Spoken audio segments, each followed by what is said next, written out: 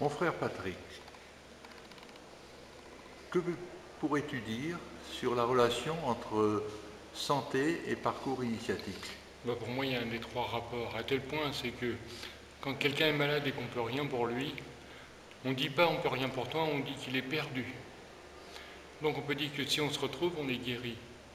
Donc finalement, pour moi, être malade, c'est d'avoir perdu son chemin. Donc si on est capable de le retrouver, eh bien à ce moment-là, on n'a plus cette notion d'être de travers, d'être malade. Parce que pour moi, c'est une désorientation au sens littéral du terme. Donc retrouver l'Orient, évidemment, est une manière de recouvrer sa santé. Donc je pense que c'est indissociable. La vie, c'est une initiation. D'ailleurs, c'est que quand on arrive ici dans ce monde, on est, naître. Quand on meurt, on disparaît. Donc la question, c'est qu'on ne fait que paraître. On peut se dire, on est quand? Puisque j'apparais, je disparais. Et la clé, c'est la clé de l'être. Donc peut-être que tout notre chemin initiatique, mais aussi celui de notre propre santé, c'est de passer de l'apparence à l'être.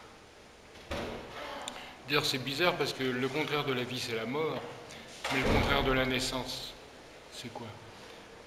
Naître, c'est non-être, je ne suis plus. Donc peut-être que la mort, c'est une manière d'être de nouveau. Peut-être que la naissance, l'arrivée dans ce monde, c'est un fractionnement, comme une feuille sur un arbre. Et le but du chemin initiatique, c'est non seulement d'avoir conscience de la feuille, mais d'être capable de remonter au tronc. Le tronc comme un, retrouver cette unité. Et surtout se rendre compte qu'on est un arbre, et pas seulement une feuille. Tout ça est lié aussi à ma conscience du corps. C'est-à-dire, est-ce que je me sens en unité avec mon corps ou est-ce que je me sens fractionné? Est-ce que je vais retrouver le chemin de mon corps? D'ailleurs, on parle aussi de retour aux sources. Donc de retour aux sources, c'est bien un chemin à faire. D'ailleurs, il y a certaines cérémonies où on dit retournez-vous. Qu'est-ce qu'on entend par là? Est-ce que c'est mécanique, je me retourne, ou est-ce que je me retourne comme un gant? C'est-à-dire, est-ce que je regarde à l'intérieur de moi? Ce qui est à l'intérieur est comme ce qui est à l'extérieur. D'ailleurs, quand on est quelque part, on est par exemple en loge, je demanderai à tous les frères qui sont là, d'où vous venez? Tout le monde va dire, je viens d'un endroit. Donc si on vient d'un endroit, c'est qu'il y a un envers. Et je pense que la quête est la quête de l'envers et pas la quête de l'endroit. Car l'endroit, c'est ma singularité, ma particularité. L'envers, c'est la globalité.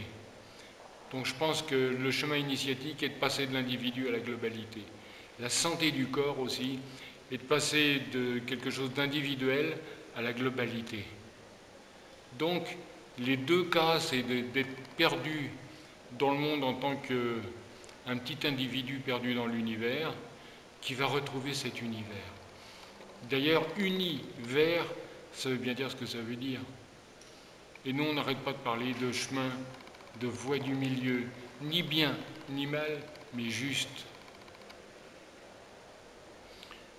Donc, et d'ailleurs, quand on arrive, on a tort, on est tordu, puisqu'on arrive dans un cabinet de réflexion.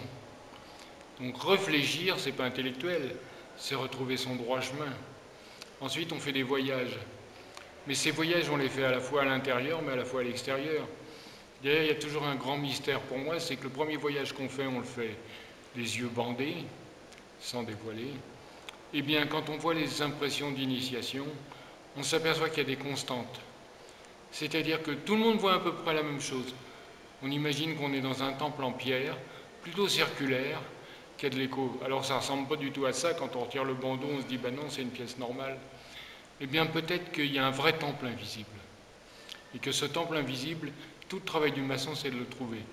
On le voit la première fois quand on rentre, quand on ne voit pas la réalité ordinaire, mais qu'on voit au-delà des apparences.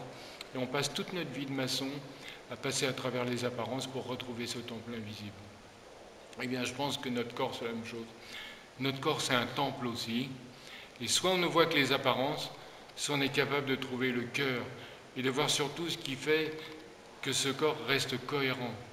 Qu'est-ce qui nous rassemble? Et vraiment, ce qui nous rassemble, c'est quelle est cette force. Chacun mettrait ce qu'il veut dessus, mais comme s'il y avait une force supérieure capable de maintenir la cohérence. Mais elle ne s'arrête pas forcément à l'homme. Moi, je suis absolument convaincu que nous sommes interconnectés, à la fois à l'homme, mais l'homme à la nature aussi. Alors on peut le prouver. Regardons ce qui se passe dans la nature, les champignons par exemple. Quand on voit les champignons, c'est que le fruit d'un organisme beaucoup plus grand. Mais le mycélium qui court sous la terre, eh bien c'est lui par exemple qui permet aux arbres de communiquer. Ils communiquent réellement, c'est-à-dire qu'ils s'échangent de l'information.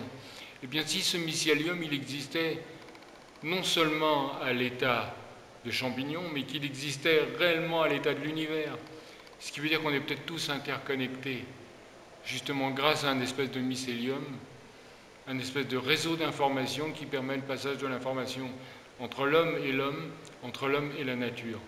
Et c'est ça ce chemin à découvrir au sens littéral, à découvrir. Et pour dire aussi qu'on passe de l'intérieur à l'extérieur, c'est-à-dire de la forme au fond, on nous dit sans arrêt persévérer. Percez et vous verrez.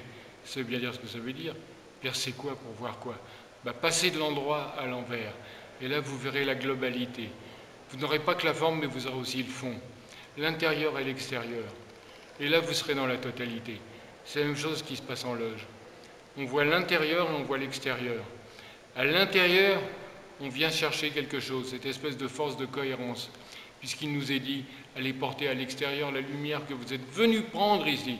Donc ça veut dire qu'on vient recevoir quelque chose. Mais elle n'est pas uniquement pour nous, elle est là pour que nous puissions la semer. Et je pense que la grande leçon de l'humanité aujourd'hui, depuis la nuit des temps, on constate que les organismes qui survivent, c'est ceux qui collaborent, et non pas ceux qui sont dans la compétition. Il est peut-être temps aujourd'hui de passer d'une société de compétition à une société de collaboration. On sera à la fois mieux dans notre corps, on sera à la fois mieux dans notre vie, on sera mieux dans notre monde. Voilà les trois rapports, les trois rapports que je fais entre la santé et le chemin. Merci Patrick.